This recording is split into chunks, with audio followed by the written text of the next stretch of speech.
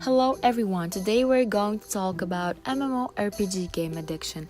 Maybe quite a few gamers will remember the nights and days that spent 12, 15 or more hours on games like World of Warcraft or EverQuest. As the MMORPGs continue to become more popular, the worry of games consuming a person's life to the point that it can be classified as addiction grows. There have already been several reports of people who not only losing their jobs and neglecting other families, but even suffering serious health problems consequences due to excessive game habits. Video game addiction is not a new phenomenon. It has been around for a few decades. People that are wallflowers and unable to cope socially in real life can create a perfect avatar to reflect who they wish they could be. Someone with a low self-esteem due to insecurities about their looks or weight can become a muscular or attractive in a virtual world. The media are in short and horror stories about online game addiction. For example, a Korean man collapsed and died after playing Warcraft for more than 50 hours, stopping only for short periods of breaks. A 13-year-old boy committed suicide by jumping off building to honor the heroes in an online game. ABC News says a 3-month-old baby starved to death after her parents left the house to visit an internet cafe and nurture their virtual child. Addiction to online games and especially addiction to MMORPG is not longer a joke, but a verifiable condition that has left a trail of bodies in its wake. According to Douglas Janel, a psychologist in Iowa State University, has been studying the subject for decades because they satisfy an ABC of human needs.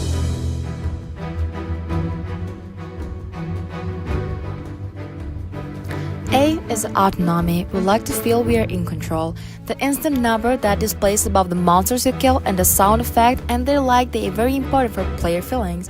This kind of feedback make us feel we are in control. Think about the reality. We cannot see the growing value of knowledge when we listen to the teachers. We cannot hear the screens of books while we turn the page. B as a belonging. We like to feel connected with the other people. Game provide a ranking of your friends, which encourages people to get through limitless rounds. And lastly, C is a competence. Nowadays, easily hanging IH5 games in WeChat is so attracting and time-consuming. People spend hours and hours with them for feeling a sense of achievements. Let's think about the reality. People spend hours and hours on them for feeling a sense of achievement. We spend hours on working or studying, but we still may not get any prize for improvement in a short time. We feel upset about long-term failure in reality, while game can give us the exact feeling of success. Here are 5 warning signs of gaming or internet addiction. The first one is disrupt regular life pattern, which means he plays games all night long and sleeps in the daytime. The second one is repeated unsuccessful efforts to control, cut back, or stop game use. The third one is he plays game as a way to escape from problems or to relieve this traffic mood.